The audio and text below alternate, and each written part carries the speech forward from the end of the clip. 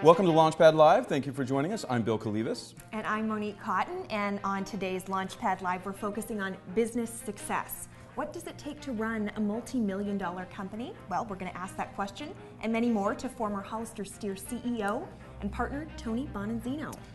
Plus, how good is your elevator pitch? Would you be brave enough to get a critique from an interview coach? We're putting one job seeker to the test. Stay with us for Launchpad Live.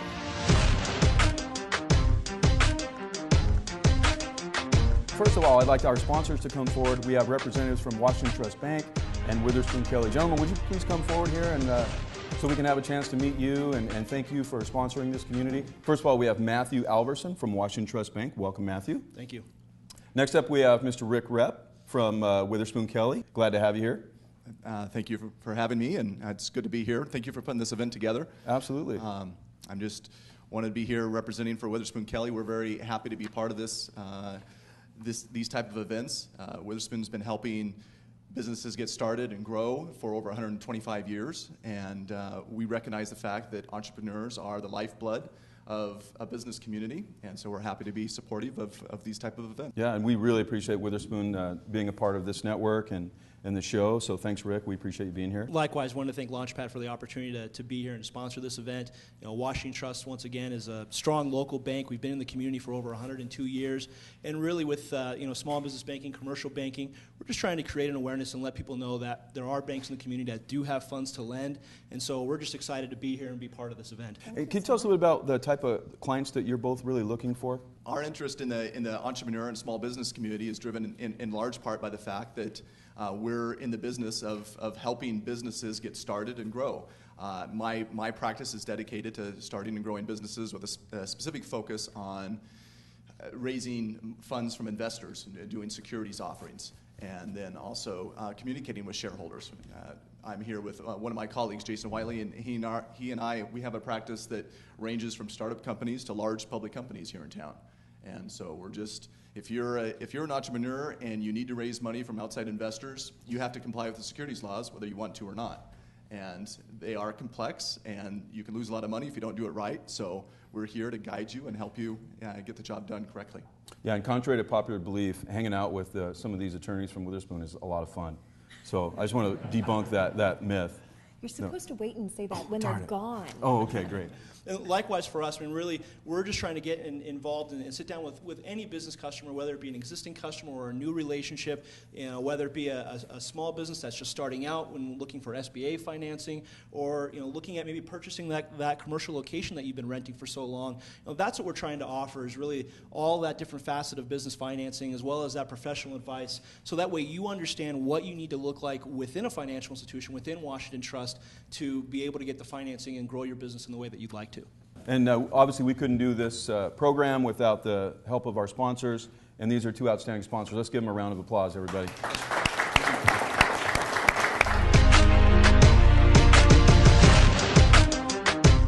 So, Monique, when you get ready for an interview, do you ever get really nervous and maybe a little tongue-tied and a little sweaty, and how do you handle that? Not so much sweaty, but a little bit of butterflies is okay, I think. So would you like to introduce our guest? Yes, this is Melanie Monek, and she is with Washington Trust Bank, and she is a HR coach.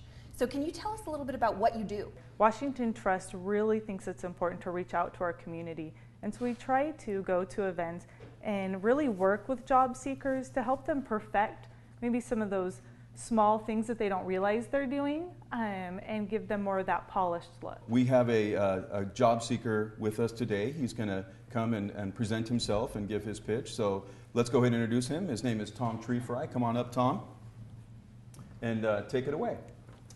Hi, my name's Tom Treefry, and I'm a recent graduate of Washington State University, and I graduated with a BA in Business Administration and emphasis in marketing. I have previous experience in marketing and branding, and I'm looking for a job in the Spokane area. Let's give Tom a little round of applause. Yeah, that is hard to do. One of the hardest things is to talk about yourself, I think. You can promote something else. Melanie, what did he do right? What did he do wrong? Let's start with the good first. The good first. Okay, excellent. Well, first of all, you look fantastic. Thank you. The suit is always helpful, and one tip that I give job seekers, no matter what position you're looking for, I highly recommend dressing your absolute best, making sure that everything's ironed, that you look very polished, that your shoes are polished, and you did that, so thank you. You also were very, when you gave your elevator speech, you can tell that it was extremely thought out, which was nice, and I could tell kind of what your focus was. You didn't leave it too broad, so I appreciated that as well. So the bad. The bad. Unfortunately, it's the same pitch that almost any individual that just recently graduated could give. I didn't get very much information. I don't really know what you did at those internships. What do you want to do? What's your passion? Why marketing? And I think by adding a few more sentences in there, you could still keep it concise, but you'd really set yourself apart. How many applicants do you probably see in a month? For each position that we post, we receive around 100 applicants. What's the number one thing you look for in a job seeker, regardless of the position? Passion. Passion. Passion. You'd be surprised. People get nervous and they forget to smile. And no matter what position you're in, smiling is important. That passion, not just for marketing, but when you give me your elevator speech, if you were interviewing with Washington Trust, I would want to hear the passion about Washington Trust Bank. So make sure that each person that you talk to, that you tailored a little bit to their company. So do a little research online to see. A lot of research. Even finding out what their passion is. Are they heavily involved in the community? What are their goals look like? With the internet, you should know just about everything you need to know about a company. Well, Tom, we really appreciate you coming in and being our guinea pig, and you did a great job. Let's give him a round of applause, everybody. Thanks for having me. You bet. Thanks, Tom. And thank you, Melanie. We appreciate you coming. And love Washington Trust. You guys are doing great things in the community. Keep it up. Thank you. So what can you say about a guy who spearheads a multi-million-dollar acquisition for a local Spokane company, sits on several local boards around town, and starts a company with his son? Well, Bill, I would say he's our special guest for today's show, Tony Bonanzino. Well, welcome. Ladies and gentlemen, please help us to welcome our special guest for today's show. Thank you. Well, we really appreciate you being here, Tony. We know you're a busy guy, so it's always great to see you, and just wonderful to have you in our community still. Thank you. Tony, tell us a little bit about your past. Catch everybody up to speed. If they're not familiar with your background, tell us what you are known for. I grew up in New Haven, Connecticut. Very poor family. My father died when I was 7. I was expelled in the 4th grade from a Catholic school and was sent off to an orphanage in Philadelphia, where I was raised from 4th grade through high school. Spent some time at Boston University and the Air Force. Went on, got a degree in microbiology from Southern Connecticut State University, and then a master's degree in management from Rensselaer Polytechnic Institute, and went to work. In fact, I have never not worked 2 jobs at the same time. I had a wonderful professor. And then one summer, I said, you know, I was close to graduation, and I said, gee, I'd like to accelerate this. And he said, well, I have a job for you. And he found a job for me in this dairy facility. I finished my final semester, and they hired me full time. So from the East Coast to the West Coast, how did you end up in Spokane? Bayer had a small facility here in Spokane, an allergy drug facility, a sterile injectable facility, and they were having some difficulties, so they said, we'd like you to go out there for, 3 months. And that was in 1990. And so was it more like an exile? Yeah. it was a, I did know of Spokane. I called it Spoklahoma. I have not heard that one. I think that's a pretty good, well, it's better than some of the ones I've heard. Oh yeah, which we won't bring up. We won't, no. Anyway, Bayer sent me out here. I corrected the problem in about 6 weeks. I laid off 22 people, the first layoff in the firm's history. Someone left a book on my desk, The Management Practices of Attila the Hun. Wow. It was a very different cultural experience out here. And then after about 6 months of commuting back and forth to Connecticut, we finally decided, we collectively, the company and myself, decided to keep me out here for 2 years, and we moved the family out here, and that was a very challenging transition. Did you start to bond with Spokane a little bit? Did you develop some relationships and get to know people in the area? I came out to Spokane, and this was a non-union environment, and I saw an amazing work ethic, one that I had not experienced at any other site I had worked at. And yes, I began to bond with the people. I began to have this, what I think was an amazing affinity for the people. I even used the word love. I started to fall in love with work and the work ethic here in Spokane. And then they asked me to consider taking over a site in Covina, California, after I had been here 5 years, in East Los Angeles. And I went down there and looked at it and came back and told them no. And it was the first time in my career I had refused to do something for the company. And I said, you don't need me in Covina. You need a linguist. They were speaking 22 different languages in this facility. And wow. Communication is so critical in any organization. And it wasn't that people weren't willing to work. They didn't understand what was expected of them. Right. So I continued to really enjoy my experience here. And one thing led to another. And Bayer decided in, I think it was 1998, that this location, this business, was no longer part of their strategic direction. So they were planning to divest it. And I was put on the team to sell the company. I had the epiphany, as I called it. And I showed up at home that evening, and my wife asked me, you know, how did it go? Did you sell it? And I said, no. And I had this enormous smile on my face, and she said, well, why are you so happy? I said, because I'm going to buy it. And she burst out laughing. And I said, well, that's a vote of confidence. That's great. And I said, no, I'm really serious. I mapped the whole thing out in my head. I'm going to buy it. And she got pale. We're going to lose everything. Yeah. Did you tell her you were going to make an offer they couldn't refuse? Yes. And it was a 50-week negotiation. It was never ending. But in the end, I put a group together internally within the company, and we found just an extraordinary equity partner out of New York, Windward Capital, and we ended up buying the company. And that was June of 1999. We restructured everything, brought on a wonderful group of people. We started with 240 people, losing money and $18 million in sales.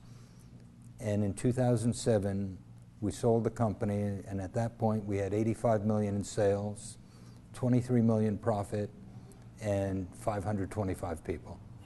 Wow, quite a turnaround. It was, and it was all because of the people in that facility. Yeah, that's amazing. They're the camaraderie and the respect people had for one another, and the culture we developed there was an amazing event. And of course, you're speaking of Hollister-Stier. Hollister-Stier.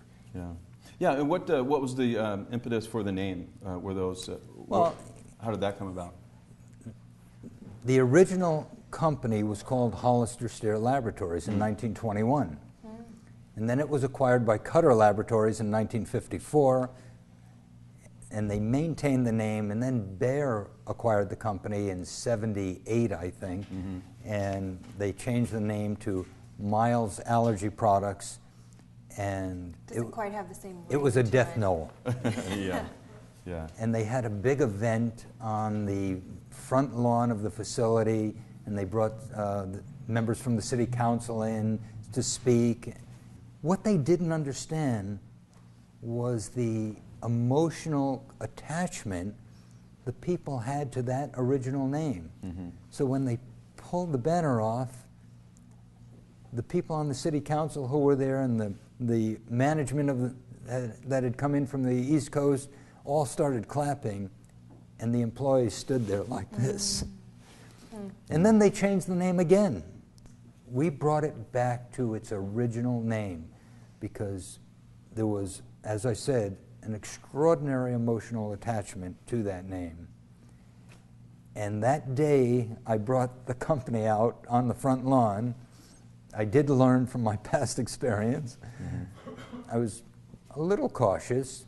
They asked me to go up on the ladder and pull the sheet off the sign, and I actually said, no, this is our company now, and I had someone from the maintenance department climb the ladder.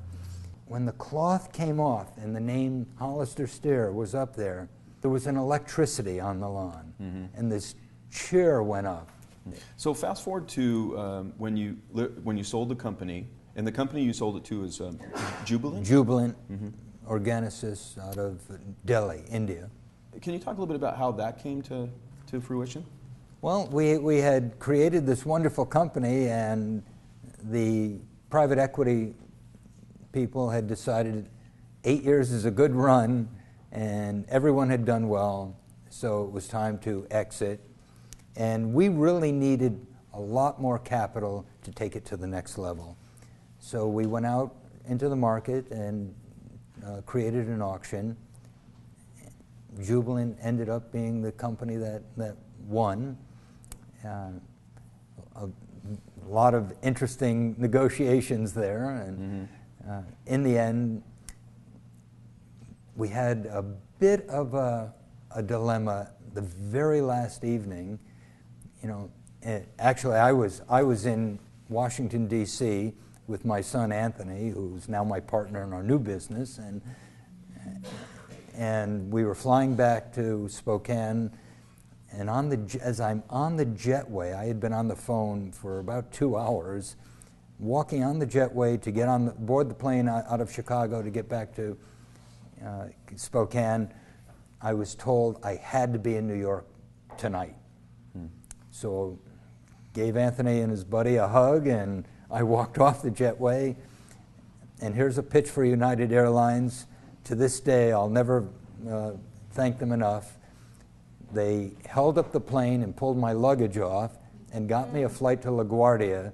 I arrived at 1 in the morning, and my luggage came down, and the unfortunate thing, Anthony and I are the same size, and we have the same name, and when the luggage came off, it was Anthony's luggage. Nice.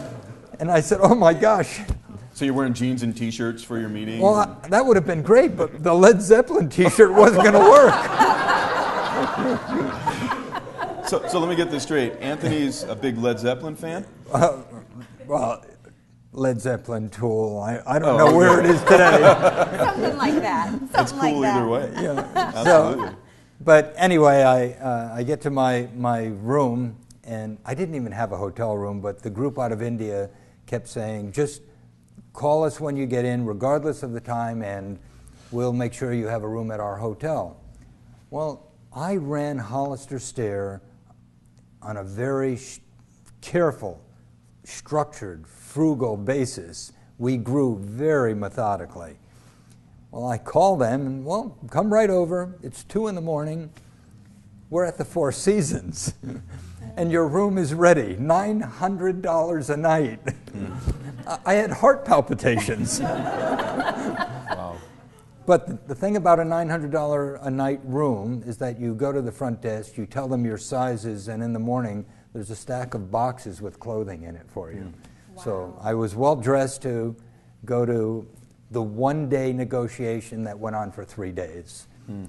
$900 a night. I spent 9 hours in the room over 3 days. Wow. So I'm still calculating that and still shaking from it. So you've spoken several times about employees, and you've worked with many, I'm sure, in your time.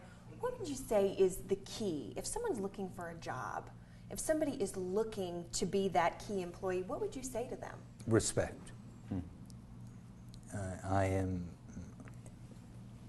just so critical about respect for the individual. And I don't care what level the person is at, from the that individual sweeping the floor to the person in the front office, they all deserve the same level of respect. And one of the challenges in larger organizations, as you grow, you tend to get away from that. And you have to remind people, never stop respecting the individual. Mm-hmm. Make sure they understand that they matter just as much. Our success at Hollister-Stier was absolutely the result of teamwork and respect by a great group of people. I get a lot of credit for the success of Hollister-Stier, but it doesn't happen without the hundreds of people behind the scenes. Mm-hmm. Great. So fast forward to now, you're in a new venture with your son. Tell us a little about that. How did that come to pass? We have a family that is very entrepreneurial on the East Coast, and one of my nephews got into the document management and storage business, and I'll switch into my East Coast accent now. Uncle Tone, you got to see this business I'm running. That's awesome. And I feel like I have a family yeah. member here all of a sudden. And we did. We took a look at it, and it's actually a very sophisticated business because of technology.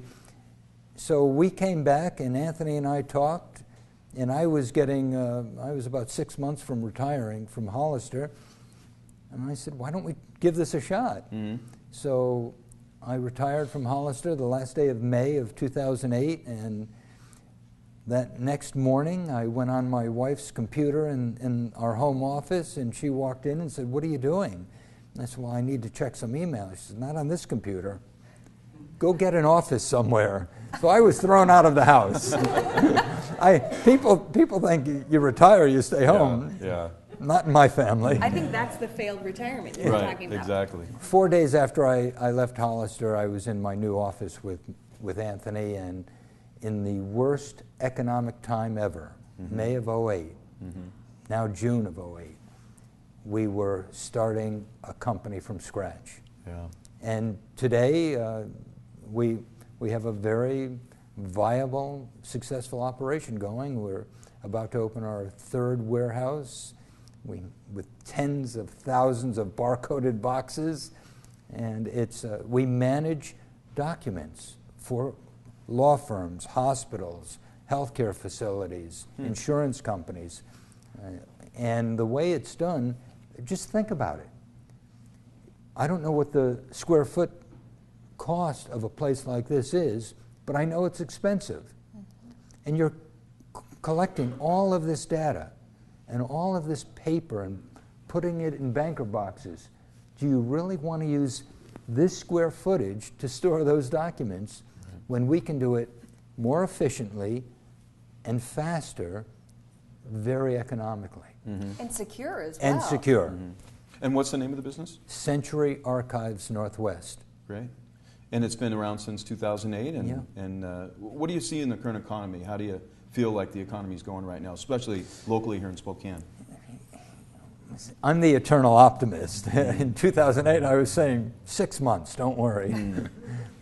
I'm truly beginning to see signs of improvement, slowly coming out. Mm-hmm.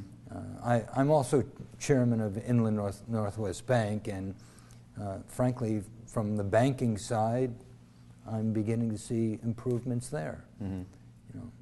And you're really involved in the community. I mean, I've known Tony for, gosh, I don't know how many years, but and ever since the first time I met you until now, you've always been involved, you've always been helpful, you've always been positive. Like you said, you're an eternal optimist, but you're one of those leaders, and we have several around this community that just kind of, you sell a lot of products either globally or nationally, so you don't sell a lot of things here, so people don't realize that we have executives like you, or now retired executives like you that are living in the region. And this really is a great place to start a business or grow a business. I think I go back to the work ethic. I truly believe you have an opportunity. We have an opportunity in this region to continue to see very stable growth. We're not, the beauty of this region, I think, is that we don't see the volatility that you see on a national scale, the wonderful highs and the terrible lows. It's a very steady state. And what's so important about this community is that we have to take care of one another. If you go to the East Coast, when I moved out here, we lived in a town of 75,000 people in a 10 square mile area. 75,000 people is not a lot. There were 115 different competing nonprofits in that one community. Wow. And that community was a continuum that went from Boston down to Washington, D.C. So multiply that 115 in that community by 115 in another 100 communities like it within this small area. So they have so many more resources to draw from. In Spokane, in this region, we have ourselves. That's why it's so important for everyone to take part and help one another. Well, on that note, I think we're going to go ahead and wrap up. But Tony, as always, it's always a pleasure to get to hear you speak and to hear your story. There are things that I learned today that I didn't know, and it's really exceptional. enjoyable. Thank you for sharing your success story. Truly rags to riches. I mean, it's wonderful, really wonderful. Yeah, Tony, you're an inspiration, so we thank you. Let's give Tony a round of applause, everybody. Thank you. Thank you for being here. Thank you very much.